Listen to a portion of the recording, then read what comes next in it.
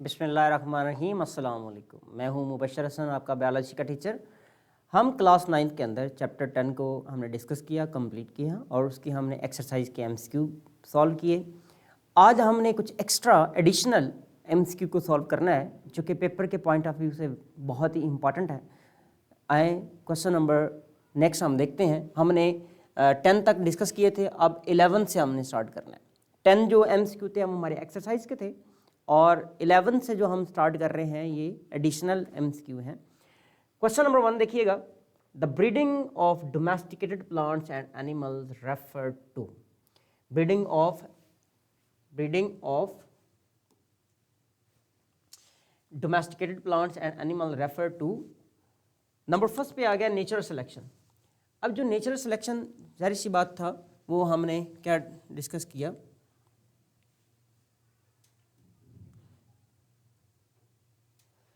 कि हम ये देख रहे थे उसमें नेचुरल सिलेक्शन जो थी वो तो नेचुरल सिलेक्शन के हवाले से था। The breeding of animals and plants and animals refer to as natural selection था जो नेचर इन्वायरमेंट कर रही थी। अब चूंकि डोमेस्टिकेटेड की बात हम कर रहे थे तो वो हम खुद कर रहे थे, वो उसको हम सिलेक्टिव ब्रीडिंग कहते थे। तो सिलेक्टिव ब्रीडिंग के हवाले से हमने एक ऑप्शन यहाँ पर जो हमारे पास मौजूद है वो कौन सा है, वो आर्टिफिशियल है। सिलेक्टिव ब्रीडिंग यानी कि आर्टिफिशियल सिलेक्शन था, ये ह्यूमन ने खुद किया था, तो हमारा आंसर यहाँ पर आर्टिफिशियल सिलेक्शन करेक्ट है। वाइल्ड सिलेक्शन नहीं है। वाइल्ड सिलेक्शन के हवाले से बात अगर की जाए तो वो नेचुरल सिलेक्शन में ही आ जाता है। सिलेक्शन बाय चांस, जो सिलेक्शन बाय चांस था वो हमने क्या बोला था, एक जेनेटिक ड्रिफ्ट का नाम ले रहे थे, उसको हम क्या बोल रहे थे, जेनेटिक ड्रिफ्ट। तो उसमें जीन फ्रीक्वेंसी, जीन जो है वो चेंज हो रहा था, बाय चांस हो रहा था। तो यहाँ पे हमारा आंसर जो है वो बीटा इज करेक्ट 11 के अंदर। 12 में देखिएगा, सम distinct characters of a variation are given controlled by a single gene pair, distinct phenotype, least affected by the environment। तो यहाँ पर जो सबसे कम हमने ये देखना है कि इफेक्ट नहीं है इन्वायरमेंट का, ज़रा चेक कीजिएगा। हाइट, अगर हाइट की अगर बात करें ना तो इसके ऊपर इन्वायरमेंट का भी इफेक्ट हो सकता है और ये यानी कि मल्टी फैक्टोरियल है। इसको हम एक वर्ड लिखते हैं मल्टी फैक्टोरियल, तो मैं यहाँ पर मेंशन कर देता हूँ मल्टी फैक्टोरियल। मल्टी फैक्टोरियल के बाद हम बात कर रहे हैं स्किन की। स्किन भी मल्टी फैक्टोरियल है, यानी कि ये जीन से भी कंट्रोल होती है, इसके डिस्टिंक्ट फिनोटाइप भी हैं और ये इन्वायरमेंट से भी इफेक्टेड होती है। तो यहाँ पर हम बात करेंगे आईक्यू की। आईक्यू भी जाहिर सी बात है सारे इफेक्ट होता है, लेकिन जो टंग रोलिंग है, टंग रोलिंग जो है दो बातें होती हैं इसमें, या वो रोलिंग है या रोलिंग नहीं है। रोलिंग टंग और नॉन रोलिंग टंग ये दो ही होती हैं, इसमें कोई तीसरी नहीं होती। तो इंपॉर्टेंट था, ये भी हमने देख लिया। आगे चलते हैं क्वेश्चन नंबर 13 की तरफ। Darwin proposed theory of nature selection. अब डार्विन ने अपनी थ्योरी ऑफ नेचर सिलेक्शन जो है वो कब जो है वो इसमें पब्लिश करवाई थी। इसके लिए हमने क्वेश्चन नंबर 13 के अंदर बेसिकली आपने याद रखना है कि 1958 का ऑप्शन यहाँ पे इनकरेक्ट है, ये भी इनकरेक्ट है, ये भी इनकरेक्ट है, यहाँ पर ये करेक्ट है। मैंने लेकिन आपको एक बात लेक्चर में डिस्कस की थी कि ये बेसिकली 1838 के अंदर जो फर्स्ट फ्यू पेजेस की उसने जो बात की थी नेचर सिलेक्शन की वो थी, लेकिन उसकी जो बुक पब्लिश हुई थी वो कब हुई थी, वो हमने याद रखना है 1859 के अंदर। ये साथ हमने बात कर दी, ये यानी कि ये टाइम उसकी बुक की पब्लिश होने का है। क्वेश्चन नंबर 14 की तरफ हम जाते हैं। The term artificial selection was proposed by. Artificial selection के हवाले से जो टर्म थी वो किसने प्रपोज की थी, देखें नंबर फर्स्ट पे आ गया डार्विन। डार्विन ने तो नेचुरल सिलेक्शन की बात की थी, तो इसने आर्टिफिशियल की बात नहीं की थी। दूसरा रसल आ जाता है, रसल ने भी ऐसा कुछ नहीं किया। मेंडल, यहाँ पे आंसर हमारा है अबू रेहान अल बैरूनी। तो ये बात किसने, अल बैरूनी के हवाले से कहा जाता है कि टर्म आर्टिफिशियल सिलेक्शन किसने प्रपोज की थी, अल बैरूनी। अच्छा, नेक्स्ट हम चलते हैं question number 15। Natural selection operate to produce change in. अब देखें नेचुरल सिलेक्शन है, हमने एवोल्यूशन के हवाले से बात की, हमने स्पीशीशन की बात की, हमने कहा न्यू स्पीशीज डेवलप होती हैं, और हमने ये भी कहा कि जो स्मॉलेस्ट यूनिट होता है जो इवॉल्व होता है जिसमें एवोल्यूशन होती है वो हमने पॉपुलेशन का नाम लिया था। तो definitely natural selection operate to produce change in individual. जाहिर सी बात है इंडिविजुअल में तो चेंज आएगा, लेकिन वो इंडिविजुअल एक इंडिविजुअल में नहीं आएगा, वो मल्टीपल इंडिविजुअल में चेंज आएगा तो नई जो है वो स्पीशी बनेगी। तो यहाँ पर आंसर हमारा क्या आएगा, पॉपुलेशन के हवाले से आएगा। स्मॉलेस्ट जो है वो स्मॉलेस्ट जो यूनिट है बायोलॉजिकल यूनिट है जो इवॉल्व करता है जिसमें एवोल्यूशन होती है वो पॉपुलेशन होती है। वो स्पीशी बेसिकली जो इंडिविजुअल होते हैं वो होते हैं सेम स्पीशीज़ के हैं, और सेम स्पीशी का ग्रुप होगा तो वो पॉपुलेशन बताएगा। अच्छा, हम नेक्स्ट चलते हैं क्वेश्चन नंबर 16 की तरफ। Speciation is the evolutionary process by which. हमने कल भी बात की थी कि स्पीशिएशन क्या है, जिसमें नई स्पीशीज़ जो हैं वो डेवलप करती हैं, नई न्यू स्पीशीज़ जो हैं वो बनती हैं। आइए देखते हैं। A new gene pool is formed, evolutionary path of species converge, hybrid species is formed, show difference in physical trait. तो क्वेश्चन नंबर 16 है, इसमें आंसर हमारा आएगा B, evolutionary path of species converge.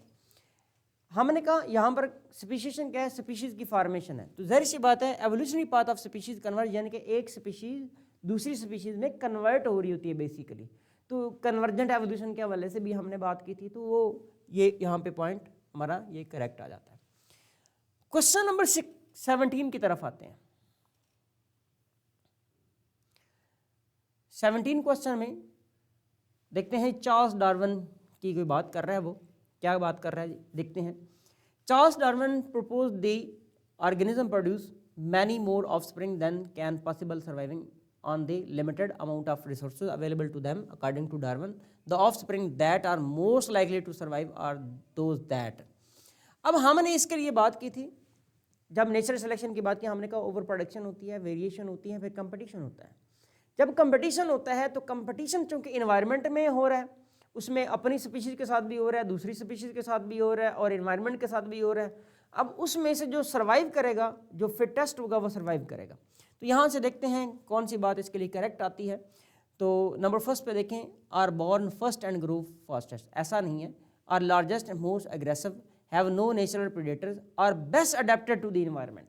यानी कि जो ऑर्गेनिज्म इन्वायरमेंट में best adapted होगा वही क्या करेगा, सर्वाइव करेगा, अदर जो है वो ख़त्म कर दिए जाएंगे वहाँ से, या वो दूसरे हैबिटेट में चले जाते हैं। तो यहाँ पे ऑप्शन जो है वो डेल्टा इज करेक्ट। नेक्स्ट चलते हैं जी, क्वेश्चन नंबर है हमारे पास 18 types of differences shown by individual of same species are. यहाँ पे क्वेश्चन नंबर देखें, types of differences shown by individual of same species. तो यहाँ पे 1, 2, 4 और 6, तो हमारा आंसर जो यहाँ पे है वो बीटा है, यानी कि 2 डिफरेंसेस की बात कर रहा है। अच्छा, हमने ये डिस्कशन की है ऑलरेडी इसकी। क्वेश्चन नंबर 19 में देखिएगा, among following the sources of variation is. Variation के सोर्सेज क्या हैं? हमने कहा म्यूटेशन, हमने ऑलवेज बात की कि इसमें जो है वो म्यूटेशन का आंसर हमारा ठीक है, बिल्कुल ठीक है। इसमें याद रखिएगा हमने बातें पढ़ी थी, म्यूटेशन, क्रॉसिंग ओवर, उसके बाद फर्टिलाइजेशन। आइए देखते हैं, एक तो हमारा म्यूटेशन का ऑप्शन बिल्कुल ठीक है, ये हमने याद रखना है कि पहला हमारा ऑप्शन ठीक है। याद रखिए क्रॉसिंग ओवर भी ठीक है। अब दोनों ठीक हैं तो यहाँ पे चार्ली ऑप्शन में देखिएगा बोथ ए एंड बी, तो हमारा आंसर क्या आ जाएगा, बोथ ए एंड बी आ जाएगा। आगे चलते हैं जी, क्वेश्चन नंबर है 21। It is change in the characteristics of a population or species of organism over the course of generation। तो यहाँ पर ज़ाहिर सी बात है हमने बात की हुई है एवोल्यूशन के हवाले से। ज़ाहिर सी बात है पॉपुलेशन के अंदर हमारा चैप्टर ही एवोल्यूशन का था। एक पॉपुलेशन में चेंज आता है और दूसरी तरह की पॉपुलेशन डेवलप होती हैं, यानी कि स्पीशीज़ अलग हो जाती हैं। तो वो ज़ाहिर सी बात क्या था, एवोल्यूशन का हमारा पॉइंट था। एवोल्यूशन यहाँ पर बात ठीक है। रेप्लिकेशन क्या होती है, डीएनए है, डीएनए से आपने डीएनए डेवलप किया, इसे डीएनए रेप्लिकेशन कहते हैं। यानी कि किसी भी चीज़ की आइडेंटिकल कॉपी आप बना रहे होते हैं बेसिकली। ट्रांसक्रिप्शन में क्या होता है? ट्रांसक्रिप्शन में याद रखिएगा डीएनए से आरएनए बनाए जाते हैं। ये हम मॉलिक्यूलर बायोलॉजी के अंदर चैप्टर बायोकेमिस्ट्री में हमने डिस्कस किया हुआ है। ट्रांसलेशन ये होता है कि जब आरएनए है, आरएनए से फर्दर क्या बनाई जाती है? प्रोटीन बनाई जाती है। तो ये मुख्तलिफ हमने ऑप्शन भी यहाँ पे डिस्कस कर ली हैं। तो हमारा यहाँ पे आंसर जो है वो एवोल्यूशन है, वो करेक्ट है। क्वेश्चन नंबर नेक्स्ट की तरफ आते हैं हम। All living things had been created in their current form only a few thousand years ago, this idea is known as. अब देखें, यानी कि वही बात हम कर रहे हैं कि there were two school of thought, एक थे एवोल्यूशनिस्ट, एक थे क्रिएशनिस्ट। क्रिएशनिस्ट ये कहते थे कि जो जितनी भी लाइफ है वो जिस फॉर्म में है ऐसे ही प्रोड्यूस की गई है। लेकिन एवोल्यूशनिस्ट ये कहते थे कि ऐसा नहीं है, सारी स्पीशीज एक साथ नहीं बनाएगी, कुछ स्पीशीज बनी थी और फिर उसके साथ साथ नेक्स्ट जो है वो ऑर्गेनिज्म स्पीशीज जो है वो उसे डेवलप करती गई। यहाँ पर जो बात कर रहे हैं ना, वो कह रहे हैं कि जैसे हैं ऐसे ही कुछ हज़ारों साल जो है वो पहले पैदा की गई थी। तो इसमें वो बात करना चाह रहा है थ्योरी ऑफ स्पेशल क्रिएशन के हवाले से। इसमें एवोल्यूशन नहीं है, इसमें बाकी कोई बात नहीं आएगी। क्रिएशनिस्ट ये कहते थे कि जो चीज़ जैसे है ऐसे ही बनाई गई है, एवोल्यूशन नहीं होगी। जो क्रिएशनिस्ट हैं, हमारे उलमा भी यही कहते हैं, इसी तरह जितने भी इसे डिवाइन क्रिएशन कहते हैं। और उसके अलावा कॉर्लियस लिनियस एक साइंटिस्ट था जो इसका हामी था। आगे चलते हैं जी। क्वेश्चन नंबर 22 के अंदर, Charles Darwin publish a book on the origin of species bye means of nature selection. तो यहाँ पे जो हम पहले बार डिस्कस कर रहे थे वो यहाँ पर आ चुकी है। हमने कहा था कि चार्ल्स डार्विन ने कब जो है अपनी बुक को पब्लिश किया था? 1859 के अंदर, 1859 के अंदर। एक बात याद रखिए, 1858 के अंदर एक और साइंटिस्ट था जिसका नाम था वेलस। वेलस ने अपनी बुक को पब्लिश कर लिया था 1858 के अंदर, और इसने लेटर लिखा था किसको? डार्विन को, कि अपनी बुक को मुकम्मल करे और कंप्लीट कर ले और उसको पब्लिश करवाए। आगे चलते हैं जी। क्वेश्चन नंबर हमारे पास है नेक्स्ट 23 के अंदर हम देखेंगे,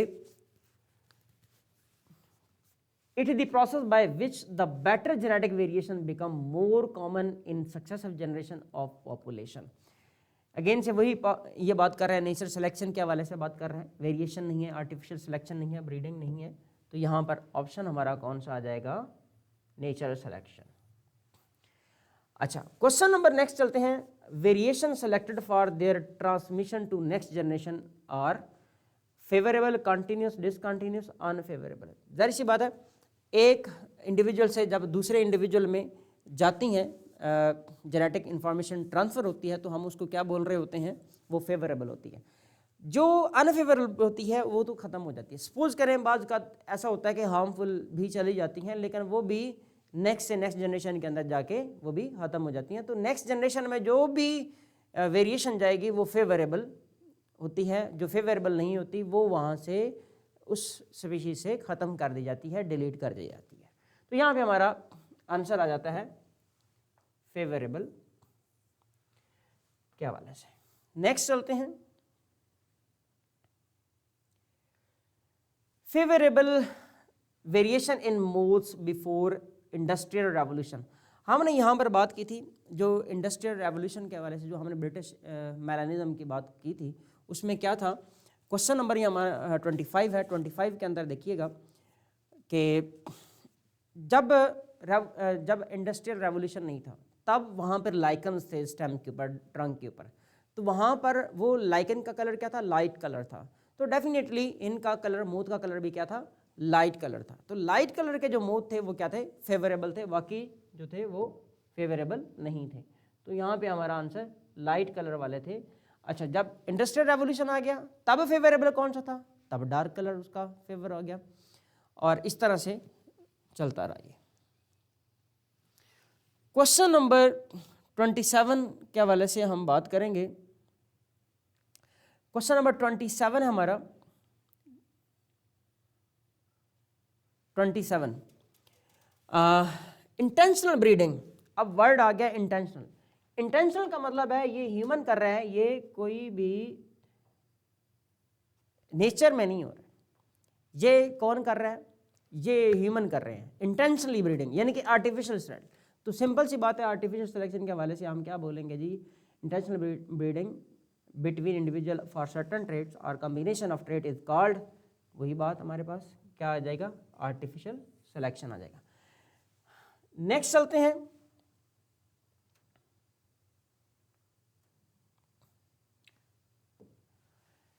the anti evolution idea is called.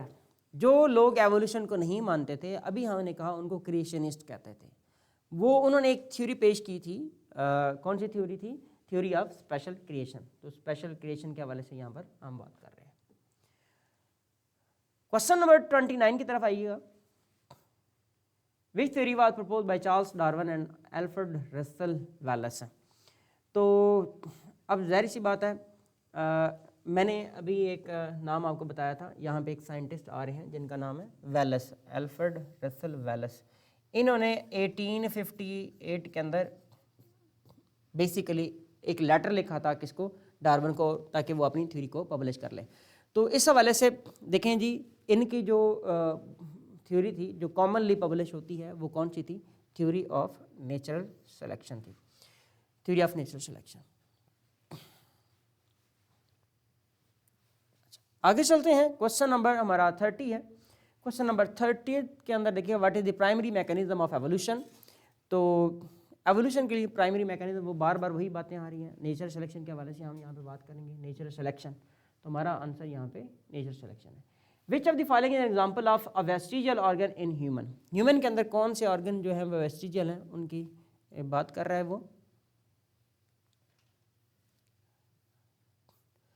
हमने अपेंडिक्स की बात की थी अपने लेक्चर के अंदर।